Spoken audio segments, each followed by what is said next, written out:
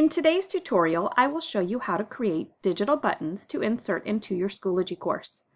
I will be using PowerPoint to create the buttons, but you could also use Publisher, Google Slides, Photoshop, or Illustrator to do the same thing. For a tutorial on how to create these buttons with Publisher, please see my YouTube channel. When you open a new PowerPoint, you will need to delete the text boxes that are automatically there. To do this, hold down the Shift key, select the text boxes, and hit delete. Now we're ready to get started creating the buttons. Go to Insert, then Shapes, and select the shape you would like to use. I'm going to select the circle shape. To make the shape, hold down the Shift key, click and drag out the shape to the size that you want. Holding down the Shift key will allow you to maintain the proportions of the shape. After that, select the shape by right-clicking once on the shape. Then select Format Shape. A new window will open up on the right-hand side of the screen. This is where you can make adjustments to the shape. Going to Fill will allow you to make changes to the color inside the shape. Here you may choose to have no color, a solid color, make a gradient color, or fill the shape with a picture or pattern. Inserting a picture into the shape will cut the shape of the picture down to the size of the shape.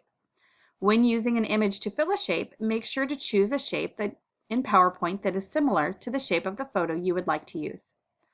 Otherwise, your image might be stretched and the image will not fit the shape correctly. To select an image, start by clicking on the picture or fill, then File, and navigate to the picture you would like to use. Select the picture, then click Open.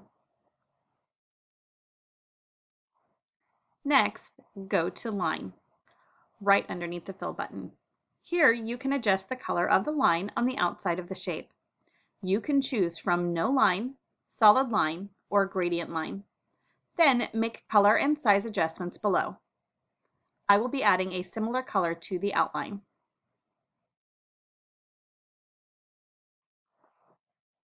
The shape option icon will allow you to add shadow, reflection, glow, soft edges, or 3D formats to your shape.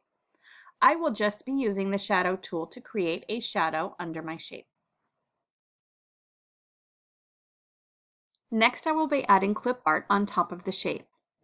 Go to Insert and navigate to the folder where you have the clip art stored. Select the image that you would like to use. To resize the image, hold down the Shift key and drag the corner in to maintain proportions. Then right-click on the picture and select Format Shape to add a shadow to the image.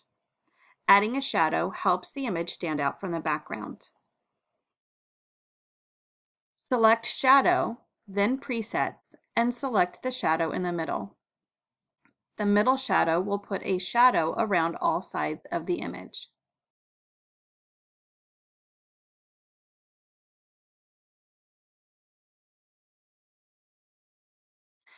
For the last design element, I will be adding text to the button. Go to Insert, select Text Box, and draw the text box no wider than the width of the circle. The reason I do this is so that when I group the pieces together, my button won't have empty space around it. Having empty space will cause the button to be a little smaller. If you would like to check the width, click on the shape, go to the Size and Proportion section, and select Size. Here you will find the height and width proportions. Make sure to check Maintain Aspect Ratio to maintain proportions. If you do this, changing the width will also auto-adjust the height, so you do not need to change both numbers to maintain the proportions. Make note of the width of the shape, then go to the text box and repeat the process, making sure the width is the same as the shape. Select the font and font size, then select Center to center the text.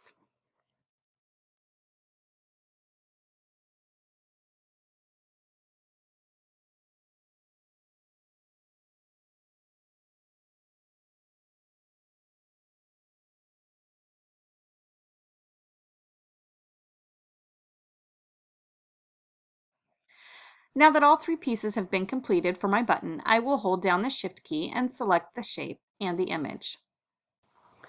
Next, I will go to Format Picture Tools, Align, then Align Center, and Align Middle to center the shape and image. After that is complete, I will go to Group right under the Align button and group the shape and image together. When I have finished that, I will select the grouped image and the text box and center them by going back to Align and Align Center. The last step is to group together the grouped shape and image with the text by selecting both pieces and going to Group. Now I am ready to save the button. Right-click on the group elements and go to Save as Picture.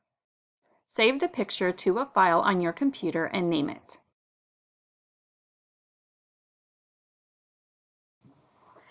In order to check your button, you can go to Insert, then Pictures, and navigate to where you have the image stored on your computer. Then insert the picture. It should have all the elements saved together. If only part of the image is saved, then see my troubleshooting video. To make additional buttons, select your grouped elements, go to Group, and ungroup the images. Here you will be able to right-click onto the shape, go to Format Shape, and replace the image you used for the inside of the shape.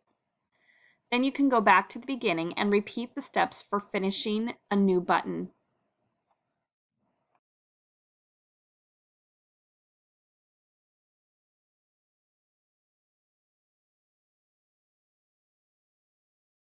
Thank you for watching today, and make sure to check out my other tutorials. Have a great day.